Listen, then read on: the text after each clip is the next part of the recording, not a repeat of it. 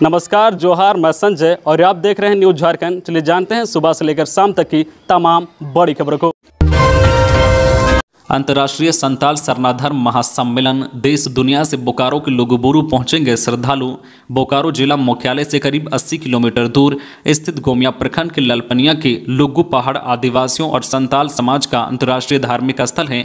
यहां हर साल कार्तिक पूर्णिमा के मौके पर 2 दिवसीय राजकीय महोत्सव मनाया जाता है, जिसमें देश विदेश में शरणा और संथाली समाज के लोग शामिल होते हैं। आगामी 8 नवंबर को बतौर मुख्य अतिथि मुख्यमंत्री हेमंत सोरेन लुगुबुरु घंटाबाड़ी धरोमगढ़ स्थल पहुंचेंगे, जिसे लेकर हेलीपैड सहित सुरक्षा के पुख्ता इंतजाम किए गए हैं। आदिवासियों का प्राकृतिक प्रेम अद्भुत और अनूठा है। इस वर्ष कार्तिक पूर्णिमा के अवसर पर 22वां अंतर्राष्ट्रीय संताल सरनाधर्म महासम्मेलन आयोजित हो रहा है।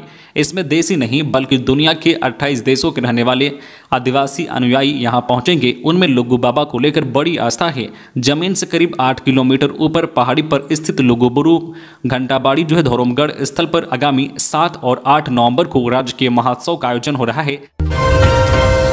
मनरेगा के रिक्त पदों को भरने का निर्देश। मुख्यमंत्री हेमंत सोरेन ने मनरेगा में रिक्त पदों पर तत्काल कर्मियों को बहाल करने को कहा है।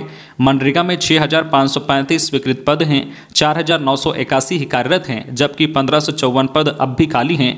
ग्राम रोजगार सेवक के 745 पद खाली हैं। प्रखंड कार्यक्रम पदाधिकारी के 253, तकनीकी सहायक या एई के 97, जेई के 284, कंप्यूटर सहायक के 100, लेखा सहायक के 75 पदों पर नियुक्ति होनी है। राष्ट्रपति द्रौपदी मुर्मू के झारखंड दौरे को लेकर तैयारी जोरों पर, सुरक्षा को लेकर मंथन जारी। राष्ट्रपति द्रौपदी मुर्मू के आगामी झारखंड दौरे को लेकर रांची पुलिस हाई अलर्ट पर है। झारखंड के मुख्य सचिव डीजीपी से लेकर रांची के एसएसपी तक हर दिन राष्ट्रपति के आगामी दौरे को लेकर अपनी प्लानिंग को अंतिम रूप दे रहे हैं। राष्ट्रपति के दौरे को लेकर बैठकों का दौर भी लगातार जारी है। झारखंड राज्य स्थापना दिवस पर अपने 2 दिवसीय दौरे पर राष्ट्रपति द्रौपदी मुर्मू रांची आ रही है। राष्ट्रपति का झारखंड दौरा होने वाला है। राष्ट्रपति के दौरे को लेकर सुरक्षा व्यवस्था अभी से चौकस की जा रही है। रांची पुलिस अपनी तैयारियों को अंतिम रूप देने में लगी हुई है। राजधानी रांची में जहां जहां राष्ट्रपति का कार्यक्रम होना है, वहां की सुरक्षा अभी से ही पुख्ता कर दी गई है। रांची के मोरहाबादी मैदान में भी राष्ट्रपति का एक कार्यक्रम आयोजित होना है। ऐसे में अभी से ही कार्यक्रम स्थल पर एक इंस्पेक्टर स्तर के अधिकारी की तैनाती कर दी गई है, जो लगातार मोरहाबादी मैदान पर नजर रखे हुए हैं। राशन कार्डधारियों को मिलेगा जून से सितंबर तक का बकाया अनाज।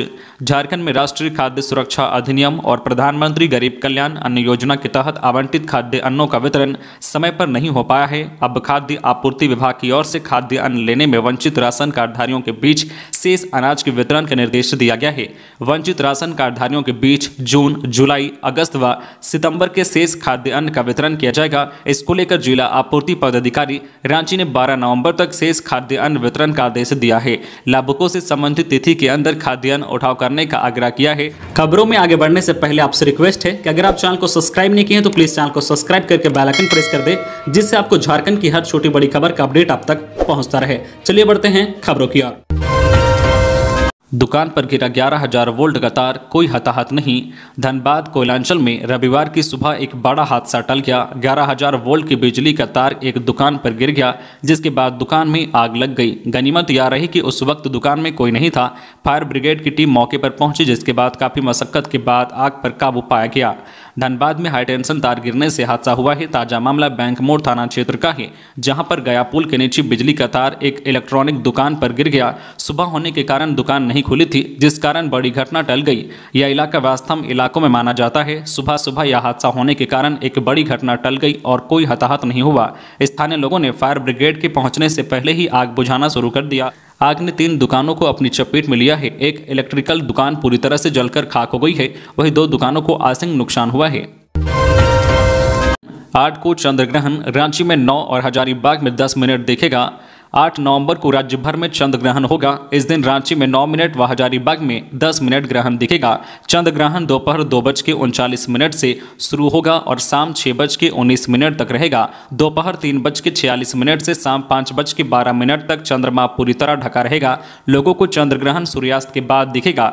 रांची में चंद्र उदय का समय 5:03 है, वही हजारीबाग में 5:02 है। लोग 6:19 तक चंद्र ग्रहण देख सकेंगे।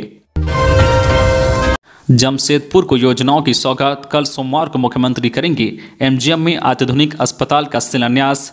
लोहनगरी को झारखंड सरकार 2 नई सौगात देने वाली है, जिसकी तैयारी कर ली गई है। जमशेदपुर में स्वास्थ्य मंत्री बन्ना गुप्ता ने बताया है कि जमशेदपुर का एमजीएम अस्पताल अत्याधुनिक एवं विश्व स्तरीय स्वास्थ्य सुविधाओं से लैस होगा। साथ ही जमशेदपुर में अंतर्राज्यीय बस पड़ा और फ्लाईओवर का निर्माण होगा। लगभग 400 करोड़ की लागत से बनने वाले अस्पताल का शिलान्यास मुख्यमंत्री हेमंत सोरेन करेंगे। राज्य में 380 नए हाई स्कूल खुले, पढ़ाई अगले सत्र से। राज्य में पहली बार एक साथ 380 मिडिल स्कूलों को हाई स्कूल में अपग्रेड किया गया है। शिक्षा मंत्री जगन्नाथ महतो ने उक्त स्कूलों को अपग्रेड करने के प्रस्ताव को स्वीकृति दे दी। संभवतः विभाग अगले सप्ताह इस संबंध में अधिसूचना जारी करेगा। अपग्रेड किए गए हाई स्कूलों में अगले शैक्षणिक सत्र से पढ़ाई शुरू हो जाएगी। राज्य में वर्ष 2009-10 में मिडिल स्कूलों को हाई स्कूल में अपग्रेड करने की प्रक्रिया शुरू हुई थी। वर्ष 2016-17 के बाद से प्रक्रिया बंद थी। 5 वर्ष बाद स्कूलों को फिर से अपग्रेड किया गया है। जिन मिडिल स्कूलों को हाई स्कूल में अपग्रेड किया गया है उनमें उत्कृष्ट विद्यालय के लिए चयनित स्कूल, प्रखंड स्तर के स्कूल और आदर्श विद्यालय के तहत चयनित 100 या इससे अधिक नामांकन वाले स्कूल शामिल हैं। इसके अलावा विभाग द्वारा गठित कमेटी द्वारा अनुशंसित 109 और शिक्षा मंत्री के निर्देश के आलोक में अपग्रेड किए गए 24 स्कूल भी शामिल हैं। राजभवन से रची जा रही है साजिश। हेमंत, झारखंड में चल रही ईडी और आयकर विभाग की कार्रवाई के बीच मुख्यमंत्री हेमंत सोरेन ने विपक्ष के साथ राजभवन पर भी निशाना साधा। कहा है विपक्ष राजभवन, ईडी और सीबीआई के दफ्तर में बैठकर सरकार को परेशान करने की साजिश रच रहा है। हमारी सरकार के मंत्री विधायक के यहाँ छापे पड़ रहे हैं। विपक्ष के विधायक सांसद आराम से हैं, पर सरकार इससे डरने वाली नहीं है। मुख्यमंत्री कल रजरप्पा में आपकी योजना आपकी सरकार आपके द्वार कार्यक्रम में बोल रहे थे। आदित्यपुर में अपराधियों ने युवक की गोली मारकर की हत्या। सरायकेला के आदित्यपुर के हाजीपुर थाना अंतर्गत मुस्लिम बस्ती में साबिर नामक युवक की गोली मारकर अपराधियों ने हत्या कर दी। जानकारी के अनुसार साबिर चाय दुकान पर चाय पी रहा था। इसी दौरान 3 से 4 की संख्या में अपराधियों ने उसे दौड़ाकर गोली मार दी, जिसे स्थानीय लोग के द्वारा उसे अस्पताल ले जाया गया, जहां उसे मृत घोषित कर दिया गया। घटनास्थल पर पहुंचकर पुलिस मामले की जाँच पड़ताल में जुट गई है। चारा घोटाला के अंतिम मामले में अभियोजन की बहस पूरी। चारा घोटाले से जुड़े अंतिम और सबसे बड़े मामले में सीबीआई की ओर से गवाही के बाद बहस की प्रक्रिया पूरी कर ली गई है। शनिवार को मामले में अभियोजन की ओर से अंतिम बहस की गई। इसी के साथ ही अदालत में सीबीआई की ओर से जारी बहस को बंद करते हुए मामले में अब बचाव पक्ष की ओर से बहस प्रारंभ करने का निर्देश दिया गया। अभिषेक को राहत देने से इनकार। मनी लॉन्ड्रिंग के आरोप में चार्जशीटेड पूजा सिंघल के पति अभिषेक झा को अदालत ने राहत देने से इनकार किया है। ईडी के विशेष न्यायाधीश प्रभात कुमार शर्मा की अदालत ने उनकी ओर से दाखिल अग्रिम जमानत याचिका खारिज कर दी। इससे अभिषेक झा की मुश्किलें बढ़ गई है। उन पर गिरफ्तारी की तलवार लटक रही है। अदालत ने शुक्रवार को दोनों पक्षों की बहस पूरी होने के पश्चात आदेश सुरक्षित रख लिया था। बता दें कि ईडी ने मनी लॉन्ड्रिंग के आरोप में दाखिल चार्जशीट में पूजा सिंघल के साथ अभिषेक झा को भी आरोपी बनाया था। इसके बाद से ही उनकी मुश्किलें बढ़ गई है।